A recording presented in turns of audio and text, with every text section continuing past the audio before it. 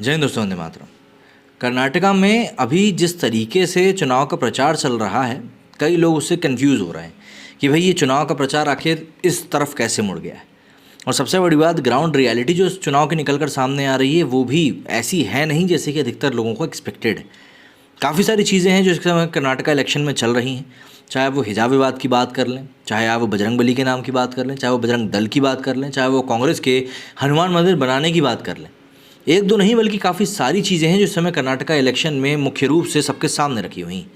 लेकिन इन सब चीज़ों के बीच में 10 मई को जो इलेक्शंस होने हैं वो काफ़ी ज़्यादा अहम है। कर्नाटका में 10 मई को विधानसभा चुनाव के लिए वोट डाले जाएंगे। मतदान की तारीख नज़दीक आते आते ध्रुवीकरण भी हो चला है। बजरंगबली वर्सेस अल्लाहू अकबर की रेस में विकास का मुद्दा कहीं खूंटी पर टांग दिया गया है। कांग्रेस ने अपने चुनावी घोषणा पत्र में बजरंग दल पर प्रतिबंध लगाने का वादा किया, तो भाजपा ने मौके को भुनाने का कोई मौका नहीं छोड़ा। खुद प्रधानमंत्री नरेंद्र मोदी ने अपनी रैलियों में जय बजरंगबली के नारे लगवा दिए। हनुमान चालीसा के पाठ शुरू हो गए। प्रधानमंत्री का वीडियो भी वायरल हुआ जिसमें वो रैली में कह रहे हैं कि 10 मई को जब मतदान केंद्रों पर वोट डाले जाएं तब जय बजरंगबली बोलकर उन्हें सजा दें। कांग्रेस ने डैमेज कंट्रोल करते हुए कहा कि उनकी पार्टी यदि सत्ता में आती है तो बजरंग दल पर प्रतिबंध लगाने का कोई सुझाव नहीं। प्रवक्ता गौरव वल्लभ ने कहा, इस बात को स्पष्ट करते हुए कि कांग्रेस उन व्यक्तियों और संगठनों के खिलाफ कार्रवाई करने के लिए प्रतिबद्ध है जो विभाजन के बीज बोते हैं और समाज में नफरत फैलाते हैं। उधर हैदराबाद से सांसद असदुद्दीन ओवैसी ने पीएम पर निशाना साधते हुए कहा कि क्या मैं भी अब शुरू कर दूं कि बोलो नारा तकबीर अल्लाहू अकबर, मीडिया वाले हमारे खिलाफ चले जाएंगे, ब्रेकिंग न्यूज़ बन जाएगी। प्रधानमंत्री रहकर अगर वो ऐसा कर रहे हैं तो क्या मैसेज दे रहे हैं? जो मुद्दा कांग्रेस ने उठाया है, अगर मैं उठाता तो कांग्रेस बताए कि बाबरी मस्जिद, हिजाब, यूएपीए पर उसका क्या स्टैंड है। ऐसे में आगे कर्नाटका के एक पिछड़े क्षेत्र का हाल जान लीजिए, समझ में आ जाएगा कि चुनाव किस ओर मुड़ चुका है। इस इलाके में ना स्कूल है ना घर है, लेकिन बातें मंदिरों की हो रही हैं। क्या किसी छोटे आदमी को भी गाली दी जाए तो आप पसंद करेंगे? क्या कर्नाटक गाली देने वालों को माफ़ कर देता है? आप लोग इस बार क्या करेंगे? क्या आप उन्हें सज़ा देंगे? क्या आप उन्हें गाली देंगे? क्या अपने आप को बुरा भला कहने वालों को आप सज़ा देंगे? जब मतदान केंद्र में बटन दबाने जाओ तो जय बजरंगबली बोलकर इन्हें सज़ा दे देना। वैसे ही कर्नाटका चुनाव के लिए मुद्दे गिनाते हुए कहते हैं कि भारत की राजनीति में मुसलमानों को हटा दिया गया है। ये भी एक बहुत बड़ा मुद्दा है।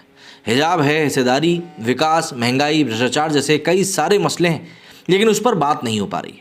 ओवैसी ने कहा कि मैं संविधान के सेक्युलरिज्म को मानता हूँ, लेकिन ये कौन सा सेक्युलरिज्म है? देश के प्रधानमंत्री मोदी कह रहे हैं कि जब आप वोट डालने जाएं तो बजरंगबली का नारा लगाकर वोट डालें। आप बोलो ये क्या चीज़ है?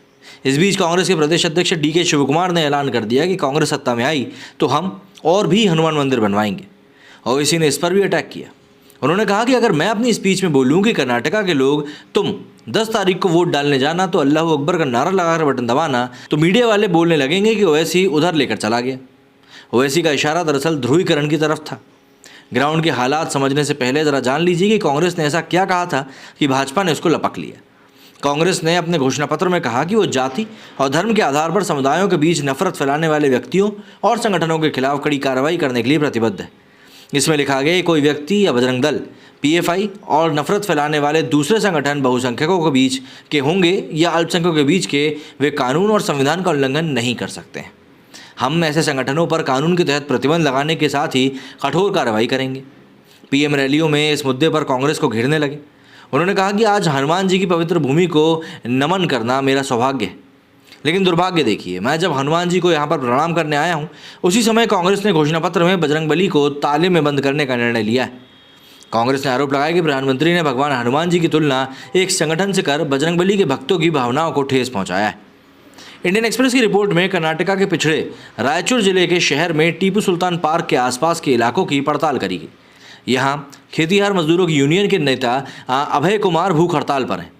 ये गांव में पीने का पानी सप्लाई और मनरेगा जॉब्स की मांग कर रहे हैं। उनके साथ कई महिलाएं भी प्रोटेस्ट में शामिल हैं। 2 दिन हो चुके हैं और राज्य में चुनाव केवल 4 दिन दूर है। कई अधिकारी उनसे मिलकर प्रोटेस्ट रुकवाने का प्रयास भी कर रहे हैं। इस यूनियन का असर 21 गाँव में 2019 के लोकसभा चुनाव में इस यूनियन ने नोटा कैंपेन चलाया था। इसका असर ये हुआ कि नोटा को करीब 14,000 वोट मिले और ये तीसरे नंबर पर रहा। इस पिछड़े रायचूर में नरेगा गरीबों की, खासतौर से महिलाओं की आय का प्रमुख स्रोत है। यहाँ से सैकड़ों की संख्या में श्रमिक बेंगलुरु निर्माण कार्य के लिए चले जाते हैं। राज्य सरकार यहाँ के गाँव में गारंटी वाली जॉब स्कीम का लाभ नहीं दे पा रही है और ये गाँव वाले नाराज़ हैं। कर्नाटका के दो सबसे पिछड़े जिले रायचूर और यादगीर का हाल ये है कि गांव में बड़ी संख्या में पढ़े लिखे युवा बेरोजगार हैं। इसमें 11 विधानसभा क्षेत्र शामिल हैं।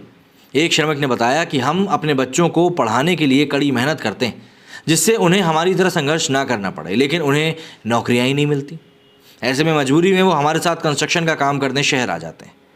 ममतापुर गांव रायचूर शहर से करीब 10 किलोमीटर की दूरी पर है। यहाँ महिलाओं को आज भी करीब 4 किलोमीटर पैदल चलकर पीने का पानी लेने जाना पड़ता है। यहाँ ना तो स्कूल है और ना ही कोई बस आती है। ऐसे में बच्चे यहाँ पढ़ नहीं पा रहे। हालांकि पूरे राज्य में इस समय धार्मिक शोर सुनाई दे रहा है।